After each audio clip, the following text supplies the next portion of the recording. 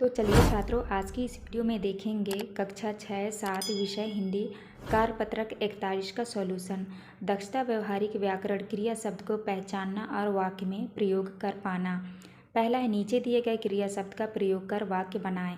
पहला है हंसना। महेश और सुरेश जोर से हंस रहे हैं। दूसरे में है रवीना ऊँट की विशेषता लिख रही है। तीसरे में है स्वीटी सुरीला आवाज़ में गाना गा रही है। चौथे में है हर्षित को गिटार बजाना आता है। इसके बाद दूसरे में है दिए गए वाक्यों में क्रिया शब्द पहचानिए और उनके नीचे रेखा खींचिए। पहला है आपका मैं शाम को मंदिर जाता हूँ, तो आपका क्रिया हो जाएगा जाता। दूसरे में सो गया। तीसरे में आपका क्रिया हो जाएगा खाती और यहाँ पे पीती। चौथे में हो जाएगा आपका क्रिया जाती और पाँचवीं में हो जाएगा पिलाया। इसके बाद नेक्स्ट आता है आपका प्रश्न क्रमांक 3। दिए गए कोष्टक में से किन्हीं विकल्प चुनकर रिक्त स्थान भरिए। तो पहले में आपको भरना है महंगाई, दूसरे में खिंचवाया, तीसरे में पढ़ता और चौथे में लिखवाया। इसके बाद चौथा आता है इस ध्वनि क्रियाओं से नए शब्द बनाइए। तो पहला लिखा है टन टन, तो आपको बनाना है टन टनाना। है हिन हिन, तो आपको हो जाएगा हिन हिनाना।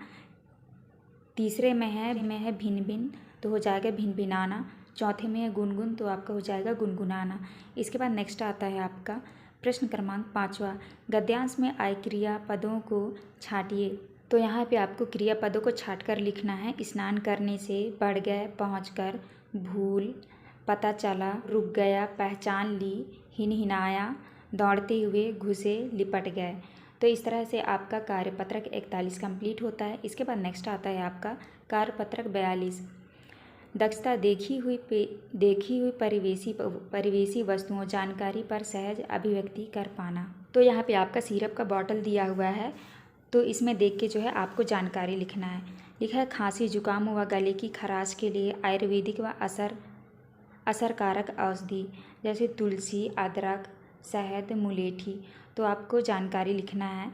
पहला है ऊपर छपी सामग्री को कहा जाता है, तो आपका उत्तर होगा विज्ञापन।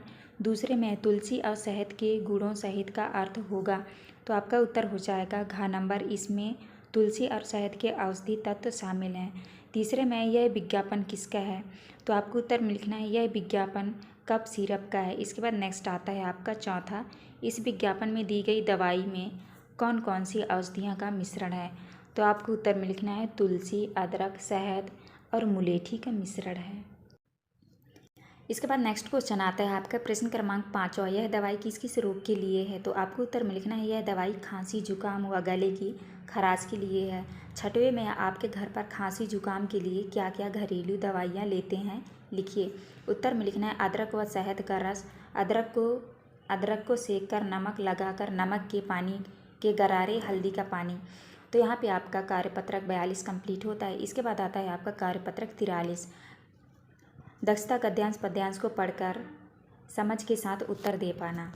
निम्नलिखित गद्यांश को पढ़कर दिए गए प्रश्नों के उत्तर दीजिए। तो ये आपका गद्यांश दिया हुआ है, आपको इसको पढ़ के जो है उत्तर देना है।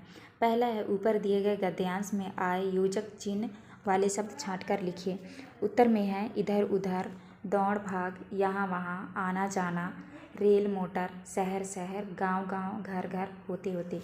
दूसरे में है अखबार हम तक पहुंचाने के लिए किन किन माध्यमों से यात्रा करते हैं।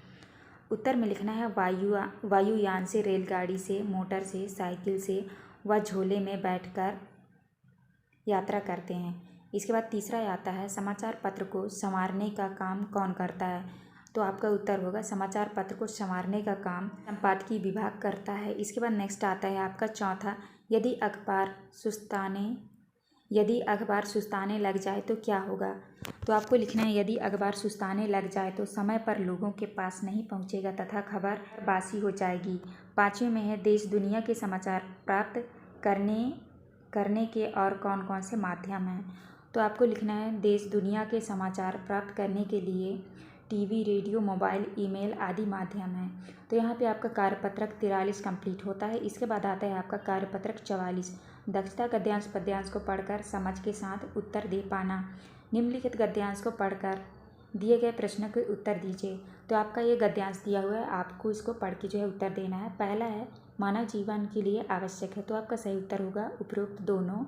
दूसरे में है मनोरंजन विकास करता है, तो आपका सही उत्तर हो जाएगा दोनों का। तीसरे में है इस गद्यांश को उचित शीर्षक दीजिए, तो आपका उत्तर हो जाएगा जीवन की आवश्यकता मनोरंजन। चौथे में है मनोरंजन के साधन कौन कौन से हैं, तो आपको लिखना है नाटक, सिनेमा, घूमना, खेलना, गाना, नाचना आदि। इसके बाद नेक्स्ट आता है आपका पाँचवा, अच्छे स्वास्थ्य के लिए मनोरंजन के अलावा और क्या क्या चीज़ें आवश्यक है।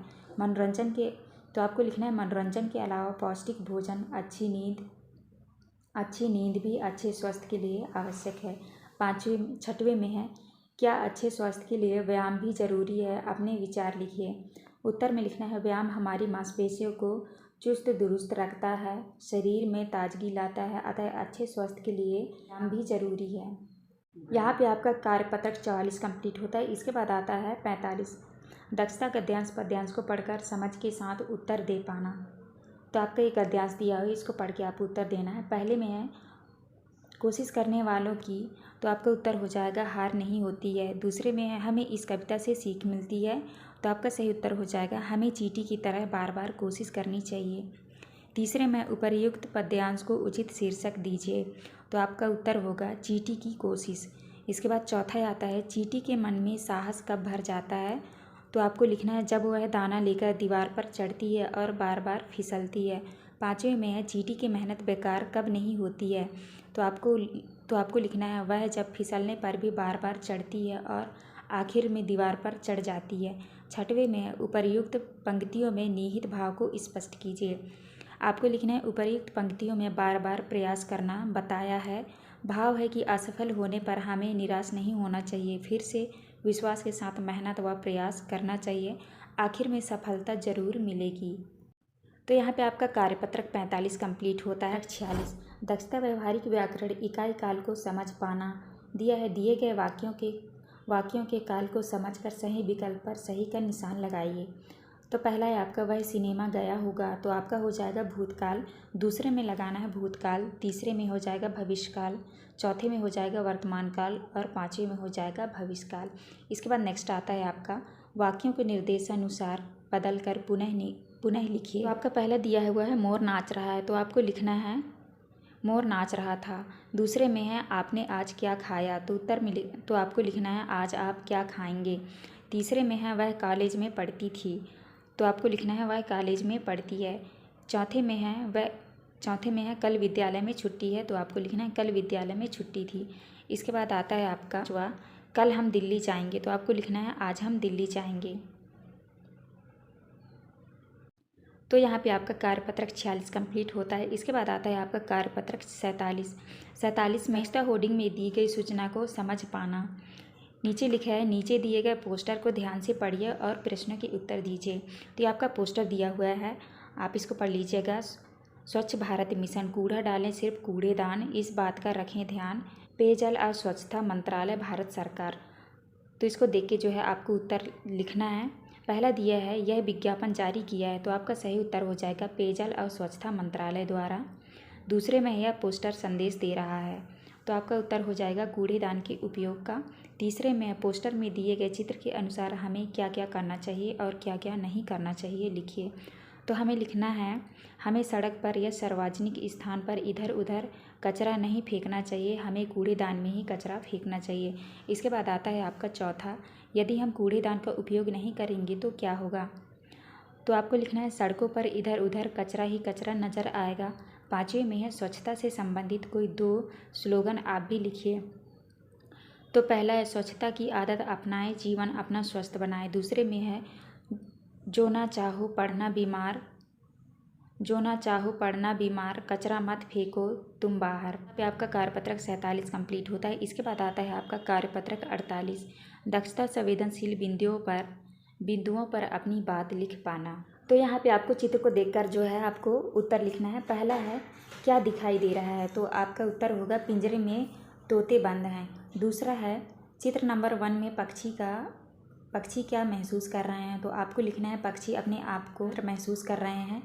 तीसरा में दिया है चित्र नंबर 2 में पक्षी क्या कर रहे हैं, तो आपको लिखना है चित्र नंबर 2 में पक्षी आज़ाद होकर उड़ रहे हैं। इसके बाद चौथा आता है चित्र नंबर 2 में पक्षी कैसा महसूस कर रहे हैं, तो आपको लिखना है इसमें पक्षी स्वच्छंदता महसूस कर रहे हैं। पाँचवें में है आपको कौन से चित्र के पक्षियों की स्थिति ठीक लग रही है। तो आपको लिखना है हमें चित्र 2 के पक्षियों की स्थिति ठीक लग रही है। तो यहाँ पे आपका कार्यपत्रक 48 कंप्लीट होता है। इसके बाद आता है आपका कार्यपत्रक 49, दक्षता गद्यांश पद्यांश को पढ़कर समझ के साथ उत्तर दे पाना।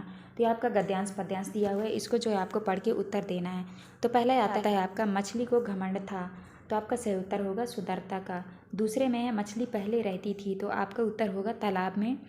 तीसरे में है मछली डैश डैश रंग की थी, तो आपका उत्तर होगा सुनहरे। चौथे में है एक दिन वह डैश डैश की धारा में बह गई, उत्तर होगा गंदे पानी। पाँचवें में है मछली उदास क्यों हो गई, तो आपको लिखना है क्योंकि गंदे पानी की धारा में बहने के कारण उसका सुनहरा रंग फीका पड़ गया था। इसके बाद नेक्स्ट आता है छठवा, यदि तुम सोना मछली की जगह होते तो सबके साथ कैसा व्यवहार करते। तो उत्तर में लिखना है हम सबके साथ मिलकर रहते, अपने सुनहरे होने का सुखद एहसास को सभी के साथ बांटते। सातवें में नीचे दिए शब्दों के अर्थ लिखकर वाक्य बनाइए। तो पहला शब्द दिया है आपका घमंड। घमंड का अर्थ होता है गर्व। बनाना है प्रशांत को अपने प्रथम आने पर घमंड था। दूसरा है परछाई, परछाई का हो जाएगा छाया, गाय पेड़ की छाया में बैठी थी। तीसरे में है सुनहरा, सोने जैसा, उसकी उड़ियों के बाल सुनहरे थे। उसके बाद है धारा, लहरें, लोग गर्म पानी की धारा में चावल पका रहे हैं। उसके बाद है उदास, उदास का अर्थ होगा दुखी, अपनी नई फ्रॉक फट जाने से पिंकी उदास हो गई। यहाँ पे आपका कार्यपत्रक 49 कंप्लीट होता है। इसके बाद आता है आपका कार्यपत्रक 50, दक्षता गद्यांश पद्यांश को पढ़कर समझ के साथ उत्तर दे पाना।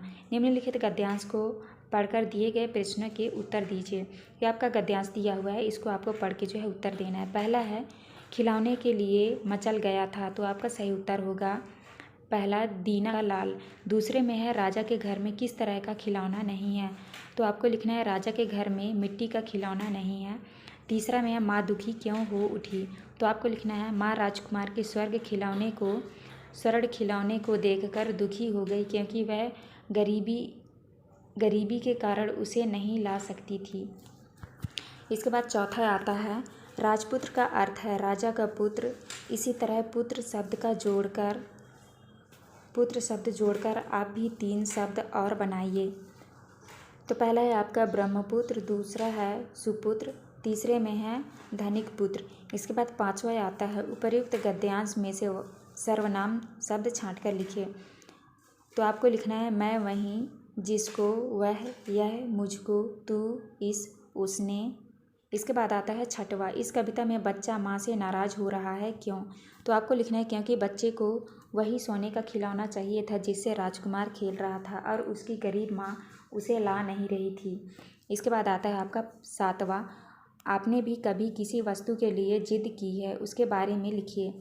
तो लिखना है हाँ, हमने भी एक बार एक सुंदर पोशाक के लिए जिद की थी जो बहुत महंगी थी।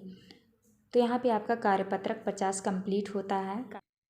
तो प्यारे बच्चों, आज की इस वीडियो में जो है कार्यपत्रक 41 से लेकर कार्यपत्रक 50 तक का संपूर्ण सॉल्यूशन दे दिया है। वीडियो अच्छी लगी तो प्लीज़ हमारे चैनल को लाइक एंड सब्सक्राइब करिएगा। मिलते हैं नेक्स्ट वीडियो में।